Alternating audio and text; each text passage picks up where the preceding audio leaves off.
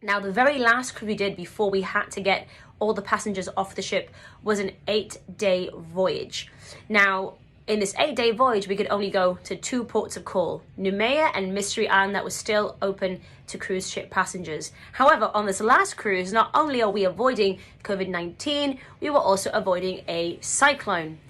So with this cyclone, it meant extremely rough weather. It meant we could not dock in Mystery Island. It was a shuttle port. We had boats that took them from the ship to the island. We couldn't dock in Mystery Island either. We had Noumea, and that was pretty much it. Now, during that cruise, we got an announcement from the Australian government that said we need all passengers from cruise ships to return home immediately. So we had to cut the cruise from 8 days to 6. So we were at sea, and then we just full speed ahead straight back to Sydney to get our guests off the ship. Of course, at the same time, we're making announcements going, if you're feeling sick, if you have a cough, if you have this, if you have that, please come and see our medical team. Let us examine you. We were very lucky. We had 0 cases of the virus on board our ship between our guests and our crew. So we were very, very, very lucky. We had the guests off the ship, and then we've sailed back out. We've been back to Sydney once since to restock, resupply, and refuel, and no crew are allowed off the ship. So we're all here,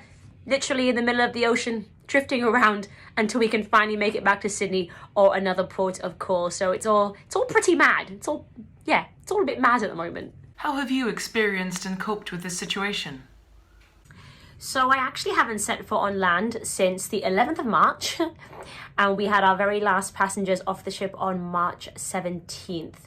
So it's really felt like I'm in a movie. You know, it's been feeling so surreal each and every day, and honestly a bit of an emotional roller coaster. I'm naturally a very positive person. That's just who I am. I always see the best in things. I always see the silver lining. I always see the positive.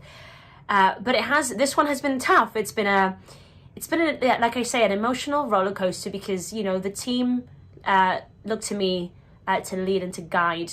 So, you know, I'm trying to keep not just myself motivated and positive, but my team motivated and positive as well.